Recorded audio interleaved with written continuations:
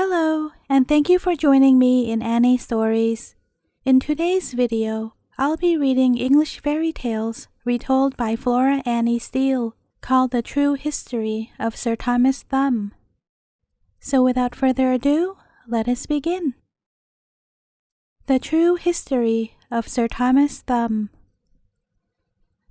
At the court of great King Arthur, who lived, as all know, when knights were bold and ladies were fair indeed, one of the most renowned of men was the wizard Merlin. Never before or since was there such another. All that was to be known of wizardry he knew, and his advice was ever good and kindly. Now once when he was traveling in the guise of a beggar, he chanced upon an honest plowman and his wife, who giving him a hearty welcome, supplied him cheerfully with a big wooden bowl of fresh milk and some coarse brown bread on a wooden platter. Still, though both they and the little cottage where they dwelt were neat and tidy, Merlin noticed that neither the husband nor the wife seemed happy, and when he asked the cause, they said it was because they had no children. "Had I but a son, no matter if he were no bigger than my good man's thumb," said the poor women, "we should be quite content." Now this idea of a boy no bigger than a man's thumb so tickled Wizard Merlin's fancy that he promised straight away that such a son should come in due time to bring the good couple content. This done, he went off to pay a visit to the Queen of the Fairies, since he felt that the little people would best be able to carry out his promise. And sure enough, the droll fancy of a mannikin no bigger than his father's thumb tickled the fairy queen also, and she set about the task at once. So behold, the plowman and his wife as happy as king and queen over the tiniest of tiny babies, and all the happier because the fairy queen, anxious to see the little fellow, flew in at the window, bringing with her clothes fit for the wee mannikin to wear. An oak leaf hat he had for his crown, his jacket was woven of thistledown, his shirt was a web by spiders spun, his breeches of softest feathers were done. His stockings of red apple rind were tined with an eyelash plucked from his mother's eyne.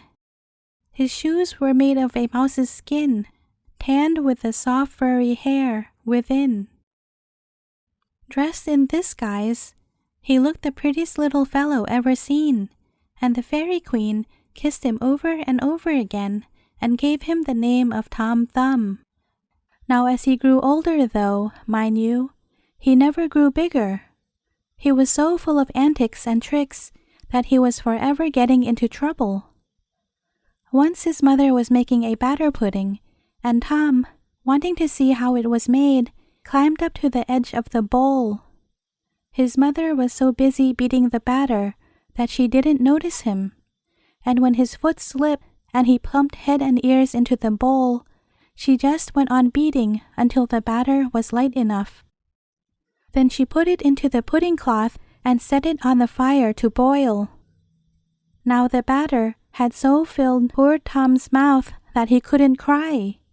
But no sooner did he feel the hot water than he began to struggle and kick so much that the pudding bobbed up and down, and jumped about in such strange fashion that the plowman's wife thought it was bewitched, and in a great fright flung it to the door. Here, a poor tinker passing by picked it up and put it in his wallet. But by this time, Tom had got his mouth clear of the batter, and he began hollering and making such a ruckus that the tinker, even more frightened than Tom's mother had been, threw the pudding in the road and ran away as fast as he could run. Luckily for Tom, the second fall broke the pudding string, and he was able to creep out, all covered with half-cooked batter, and make his way home, where his mother, distressed to see her little dear in such a woeful state, put him into a teacup of water to clean him, and then tucked him up in bed. Another time, Tom's mother went to milk her red cow in the meadow and took Tom with her. for she was afraid lest he should fall into mischief when left alone. Now the wind was high, and fearful lest he should be blown away, she tied him to a thistle-head with one of her own long hairs, and then began to milk. But the red cow, nosing about for something to do while she was being milked, as all cows will, spied Tom's oak leaf hat, and thinking it looked good, curled its tongue round the thistle stalk, and there was Tom, dodging the cow's teeth and roaring as loud as he could, "Mother! Mother! Help! Help!" "Lawks a mercy me!" cried his mother. "Where is the child got to now? Where are you, you bad boy?" "Here," roared Tom, "in the red cow's mouth." With that, his mother began to weep and wail, not knowing what else to do, and Tom, hearing her, roared louder than ever, whereat the red cow, alarmed, and no wonder, at the dreadful noise in her throat, opened her mouth, and Tom dropped out, luckily into his mother's apron. Otherwise, he would have been badly hurt falling so far. Adventures like these were not Tom's fault. He could not help being so small, but he got into dreadful trouble once, for which he was entirely to blame. This is what happened.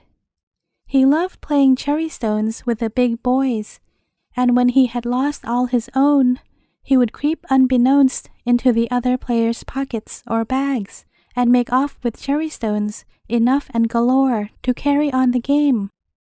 Now one day, as it so happened that one of the boys saw Master Tom on the point of coming out of a bag with a whole fistful of cherry stones, so he just drew the string of the bag tight. "Ha ha, Mr. Thomas Thumb," said he jeeringly. "So you were going to pinch my cherry stones, were you? Well, you shall have more of them than you like." And with that, he gave the cherry stone bag such a hearty shake that all Tom's body and legs were sadly bruised black and blue. Nor was he let out till he had promised never to steal cherry stones again.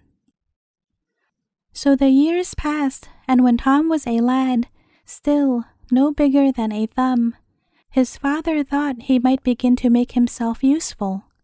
So he made him a whip out of a barley straw, and set him to drive the cattle home.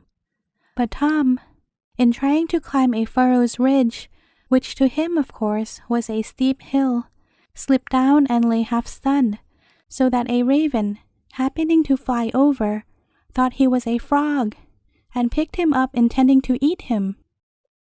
Not relishing the morsel, however, the bird dropped him above the battlements of a big castle that stood close to the sea. Now the castle belonged to one Grumbo, an ill-tempered giant who happened to be taking the air on the roof of his tower. And when Tom dropped on his bald pate, the giant put up his great hand to catch what he thought was an impudent fly, and finding something that smelt man's meat, he just swallowed the little fellow as he would have swallowed a pill. He began, however, to repent very soon, for Tom kicked and struggled in the giant's inside as he had done in the red cow's throat, until the giant felt quite squeamish, and finally got rid of Tom by being sick over the battlements into the sea. And here, doubtless, would have been Tom Thumb's end by drowning, had not a big fish, thinking that he was a shrimp, rushed at him and gulped him down. Now by good chance, some fishermen were standing by with their nets, and when they drew them in, the fish that had swallowed Tom was one of the haul. Being a very fine fish, it was sent to the court kitchen, where, when the fish was opened, out popped Tom on the dresser, as spry, to the astonishment of the cook and the scullions. Never had such a mite of a man been seen, while his quips and pranks kept the whole butlery in roars of laughter. What is more, he soon became the favorite of the whole court, and when the king went out a-riding, Tom sat in the royal waistcoat pocket, ready to amuse royalty and the knights of the Round Table. After a while, however, Tom wearied to see his parents again, so the king gave him leave to go home and take with him as much money as he could carry. Tom therefore chose a 3-penny bit, and putting it into a purse made of a water bubble, lifted it with difficulty onto his back, and trudged away to his father's house, which was some half a mile distant. It took him 2 days and 2 nights to cover the ground, and he was far outwearied by his heavy burden ere he reached home. However, his mother put him to rest in a walnut shell by the fire, and gave him a whole hazelnut to eat, which, sad to say, disagreed with him dreadfully. However, he recovered in some measure, but had grown so thin and light that to save him the trouble of walking back to the court, his mother tied him to a dandelion clock, and as there was a high wind, away he went as if on wings. Unfortunately, however, just as he was flying low in order to alight, the court cook, an ill-natured fellow, was coming across the palace yard with a bowl of hot frumenty for the king's supper. Now Tom was unskilled in the handling of dandelion horses, so what should happen but that he rode straight into the frumenty, spilt the half of it, and splashed the other half scalding hot into the cook's face.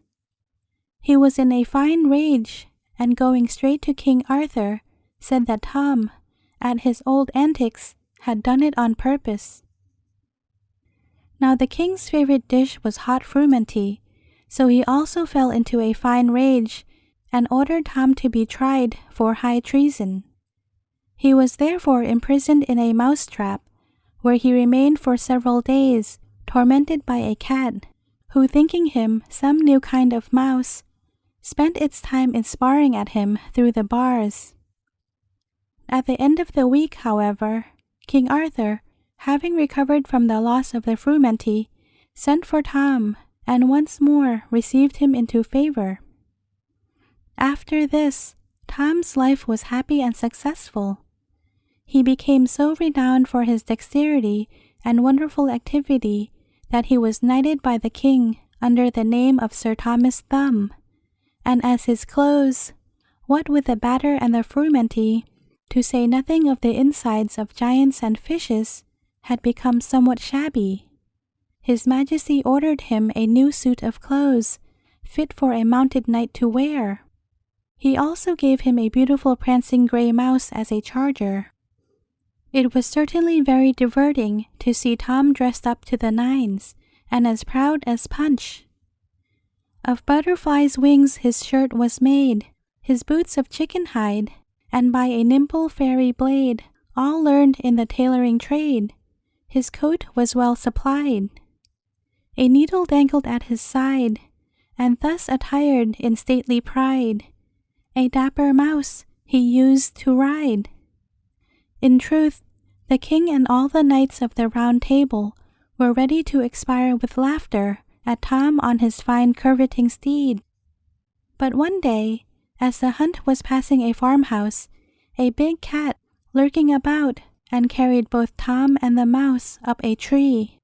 Nothing daunted, Tom boldly drew his needle sword and attacked the enemy with such fierceness that she let her prey fall. Luckily, one of the nobles caught the little fellow in his cap, otherwise he must have been killed by the fall. As it was, he became very ill, and the doctor almost despaired of his life. However, his friend and guardian, the Queen of the Fairies, arrived in a chariot drawn by flying mice, and then and there carried Tom back with her to Fairyland, where amongst folk of his own size, he, after a time, recovered. But time runs swiftly in Fairyland, and when Tom returned to court, he was surprised to find that his father and mother and nearly all his old friends were dead, and that King Dunstone reigned in King Arthur's place. So everyone was astonished at his size, and carried him as a curiosity to the audience hall. "Who art thou, Mannikin?" asked King Dunstone. "Whence dost come, and where dost live? To which Tom replied with a bow, "My name is well known, from the fairies I come. When King Arthur shone, this court was my home. By him I was knighted, in me he delighted. Your servant, Sir Thomas Thumb." This address so pleased his majesty that he ordered a little golden chair to be made, so that Tom might sit beside him at table. Also, a little palace of gold, but a span high, with doors a bare inch wide, in which the little fellow might take his ease. Now King Dunstone's queen was a very jealous woman, and could not bear to see such honors showered on the little fellow. So she up and told the king all sorts of bad tales about his favorite, amongst others, that he had been saucy and rude to her. Whereupon the king sent for Tom, but forewarned is forearmed, and knowing by bitter experience the danger of royal displeasure, Tom hid himself in an empty snail shell, where he lay till he was nigh starved. Then seeing a fine large butterfly on a dandelion close by, he climbed up and managed to get astride it. No sooner had he gained his seat than the butterfly was off, hovering from tree to tree, from flower to flower. At last the royal gardener saw it and gave chase. Then the nobles joined in the hunt, even the king himself, and finally the queen, who forgot her anger in the merriment. Hither and thither they ran, trying in vain to catch the pair, and almost expiring with laughter, until poor Tom, dizzy with so much fluttering and doubling and flittering, fell from his seat into a watering pot, where he was nearly drowned. So they all agreed he must be forgiven, because he had afforded them so much amusement. Thus Tom was once more in favor, but he did not live long to enjoy his good luck, for a spider one day attacked him, and though he fought well, the creature's poisonous breath proved too much for him. He fell dead on the ground where he stood, and the spider soon sucked every drop of his blood. Thus ended Sir Thomas Thumb. But the king and the court were so sorry at the loss of their little favorite that they went into mourning for him, and they put a fine white marble monument over his grave, whereon was carven the following epitaph: "Here lies Tom Thumb, King Arthur's knight, who died by a spider's fell despite. He was well known in Arthur's court, where he afforded gallant sport. He rode at tilt and tournament, and on a mouse a hunting went. Alive he filled the court with mirth, his death to sadness must give birth. So wipe your eyes and shake your head, and say, alas, Tom Thumb is dead." The end. Thank you for listening, and I will see you again tomorrow with another story. Do check out my Facebook page for Annie stories if you have time. The link is in the description below. Thanks in advance for all your kind support.